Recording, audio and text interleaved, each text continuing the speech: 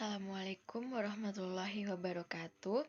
Kami dari kelompok 6 akan mempresentasikan review jurnal untuk tugas ekologi umum kelas B. Jurnal yang kami review berjudul Population Responses of the Northern Bobwhite Collinus virginius to Land Use Change in the Agricultural Landscape of Ohio, USA. Diambil dari jurnal Popul Ecol, ditulis oleh Olivia M. Smith, volume 59, halaman 363-370 tahun 2017. Kelompok kami beranggotakan saya, Afidah Fajrunwari, Andrea Puspa, Ahmad Ilham Farabi, Wilzatuzati, dan Saidatul Hikmatul Alia. Adapun tujuan dari jurnal ini adalah mengetahui respon populasi bobwhite utara terhadap perubahan penggunaan lahan di lanskap pertanian yang terletak di Ohio, USA. Dalam jurnal ini dijelaskan pada bagian abstrak bahwa Program Cagar Konservasi atau CRP menganjurkan kepada produsen pertanian untuk menanam kembali lahan pertanian yang sensitif terhadap lingkungan, padang rumput marginal, atau padang rumput yang sering dikelola untuk praktik konservasi, serta pada Collinus virginius yang sering dikelola untuk menggunakan CRP. Peneliti juga mempelajari efek hilangnya kontrak CRP dan penambahan peningkatan tepi tumpukan. Pada bagian pendahuluan, dijelaskan bahwa konservasi lahan untuk pertanian dan intensifikasi pertanian adalah dua ancaman untuk ekosistem dan keanekaragaman hayati. Intensifikasi pertanian dapat merusak keberlanjutan populasi satwa liar dengan menyebabkan penurunan habitat, sumber makanan, dan habitat bersarang yang tersedia. Juga dapat meningkatkan predasi dan menyebabkan kematian langsung. Program Cagar Konservasi atau CRP adalah salah satu program konservasi federal yang digunakan di Amerika Serikat untuk meningkatkan populasi satwa liar di agroekosistem dengan mengambil lahan dari produksi dan menanam lebih banyak tutupan alami seperti tanaman asli. Manfaat lingkungan yang akan diperoleh dari CRP seperti peningkatan populasi satwa liar dan diperkirakan akan hilang dan berkurang karena lahan dikembalikan untuk pertanian. Dan penelitian masih diperlukan lagi untuk mengukur bagaimana dampak selanjutnya. Slide selanjutnya akan dijelaskan oleh teman saya, Andrea Puspa. Nah, untuk metode yang digunakan dalam penelitian ini ada dua, yaitu metode area belajar dan juga metode survei bobwhite utara. Nah, untuk metode area belajar sendiri, penelitian itu dilakukan di 4 lokasi lahan pribadi, yaitu V, Turner, Wilkett, dan Pitts yang terletak di Bourne and Highland, Barat Daya Ohio, Amerika Serikat, dari 2008 sampai 2010 dan 2012 sampai 2014. Nah, untuk lokasi penelitian dipilih di inti kisaran antara 400 sampai 1.200 hektar dan berkisar dari 8,9 sampai 28,4% tutupan hutan, 37,6 sampai 72,7 tutupan hutan, 37,6 sampai 72,7% tutupan tanaman, serta 7,1 sampai 22,7% padang rumput atau penutup jerami. Nah, seluruh situs V itu terdiri dari 7,1% CRP pada tahun 2008 dan 3,7% CRP pada tahun 2014. Situs Persik terdiri dari 15,3% CRP pada tahun 2010 dan 7,9% CRP pada tahun 2014. Untuk situs Turner terdiri dari 10,3% CRP pada tahun 2008 dan 10,2% CRP pada tahun 2014. Sedangkan untuk situs Wilkett terdiri dari 17,6% CRP pada tahun 2008 dan 11,2% CRP pada tahun 2014. Perubahan habitat kayu suksesi awal lebih sedikit dari 1% di situs tertentu. Situs V dimulai dengan 3,5% tutupan kayu berurutan awal, pitch 5%, Turner 6,7%, dan Wildcat 3,8%. Yang kedua yaitu survei Bob-White Utara.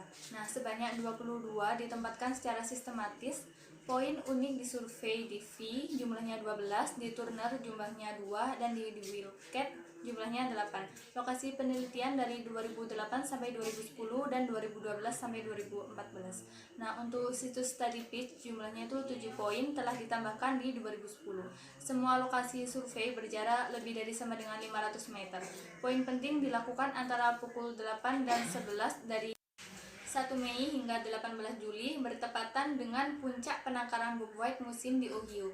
Setiap poin disurvei setiap 4-7 hari. Setiap Bob-White jantan baik dilihat atau didengar selama 6 menit, interval waktu dicatat. Nah, untuk jarak untuk setiap penyanyi jantan diperkirakan naik hingga 500 meter pada foto udara dengan jarak yang telah diukur sebelumnya. Cincin yang dibuat di ArchMap 10,1 yaitu Sistem Lingkungan Research Institute Redlands CA untuk memungkinkan estimasi probabilitas deteksi menggunakan metode berbasis jarak. Angin, kecepatan, tingkat kebisingan, dan tutupan awan diperkirakan untuk masing-masingnya survei mengikuti protokol Breeding Bird Survey dan diuji sebagai covariat dalam model deteksi probabilitas. Burung terdeteksi di bordir dari titik yang berdekatan hanya dicatat di dalam salah satu poin. Saya akan melanjutkan. Analisis komposisi lengkap dalam penelitian kali ini menggunakan 6 kategori habitat, yaitu yang pertama ISH. ISH yaitu habitat yang dipenuhi oleh rumputan, semak-semak, pohonan yang dimana digunakan oleh hewan untuk cari makanan dan perlindungan. Yang kedua ISW, yang dimana habitat tersebut dipenuhi oleh pohonan berkayu. Yang ketiga hutan. Yang keempat padang rumput. Yang kelima jerami. Yang keenam tanaman baris. Di mana pada akhir analisis menggunakan habitat ESH dan ESW yang juga membuat poin survei, dan dalam menganalisis komposisi lengkap dalam 500 meter dari semua titik menggunakan match code. Jadi dalam 500 meter ini ditempatkan poin survei yang berbeda. Selanjutnya, untuk mengetahui tingkat penurunan secara menyeluruh, maka dapat menggunakan analisis regression dan kesalahan quasi Poisson. Di lain sisi, menunjukkan bahwasanya peneliti juga menyeleksi serangkaian model di mana uji yang penyimpangan dipindah setiap waktu secara berurutan. Lalu, bagaimana untuk mengetahui seberapa banyak kelimpahan? Yaitu dengan menggunakan jarak sampling, dan penghitungannya juga dilakukan setiap tahun. Hasilnya, peneliti memutuskan menggunakan model Ike Information Criterion AIC yang selanjutnya digunakan oleh peneliti, yaitu T-square model fit statistik dan meninjau probabilitas. Bob-White Utara Colinus virgianus adalah burung yang menurun cepat terkait dengan habitat lahan pertanian sering dikelola dengan CRP. Program Serikat untuk meningkatkan populasi satwa liar sebanyak 1096 Bob-White jantan bersiul terdeteksi selama 6 tahun. Probabilitas deteksi untuk 2008 sampai 2009 dan 2012 sampai 2014 adalah 0,503 plus 0,0274 SE berdasarkan model paling sesuai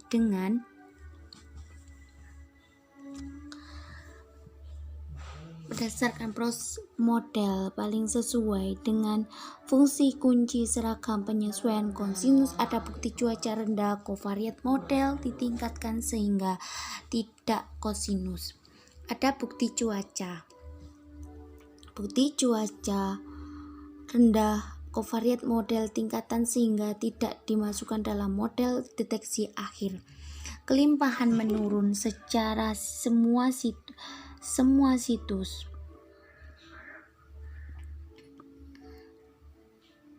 Gambar kedua, ketika menghitung situs ada perkiraan penurunan kelimpahan per poin per tahun 0,31-0,040 SE. Regresi linier umum TIS 2 sama dengan min 7,811 P lebih besar 0,001. Model tidak termasuk data 2010 memprediksi penurunan kelimpahan per titik per tahun lereng situs yang signifikan berbeda. Regresi linier umum P0,05 tabel 1 kelimpahan menurun semua poin kecuali 1 WH. Tidak ada Bob White yang terdeteksi selama masa studi.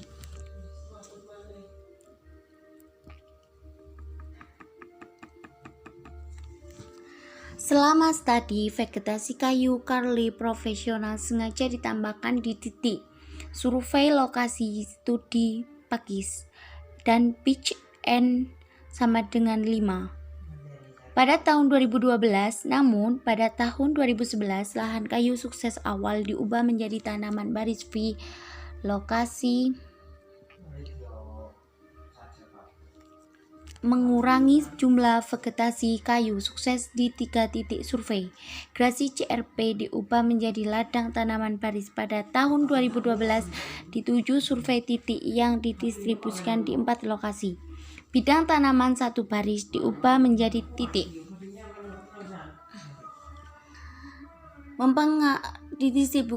Didistribusikan di 4 lokasi. Bidang tanaman 1 baris diubah menjadi titik karena konversi menjadi tanaman baris.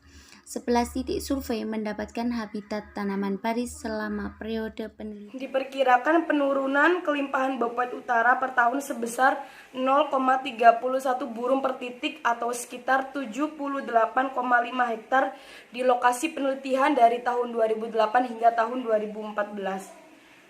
Diperkirakan juga penurunan tahunan dari kelimpahan bobwhite ini, penurunan kelimpahannya sekitar 0,29 burung per titik. Bobwhite menunjukkan penurunan tahunan 4,08% pada survei pemuliaan burung Amerika Utara dari tahun 1966 hingga 2013. Lalu, bobwhite di Ohio juga mengalami penurunan secara merata dari rata-rata nasional sebesar 6,88% per tahun selama periode yang sama. Populasi bobwhite di Ohio telah menyusut ke selatan selama beberapa dekade terakhir. Ditemukan juga adanya korelasi yang positif yang kuat antara kelimpahan bobwhite dan CRP, menunjukkan pentingnya konservasi bobwhite. Meskipun peningkatan tepi kayu secara signifikan meningkatkan model dari upaya penyelamatan bobwhite, setelah memperhitungkan CRP, peningkatan tepi kayu menambahkan sedikit daya prediktif.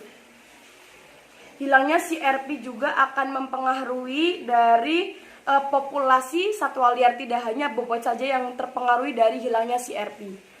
Penurunan populasi burung bersamaan dengan penurunan dalam pendaftaran CRP. Jadi berbanding lurus antara penurunan CRP dan menurunnya populasi dari satwa liar. Dan hilangnya CRP ini juga sangat berdampak signifikan bagi populasi satwa liar.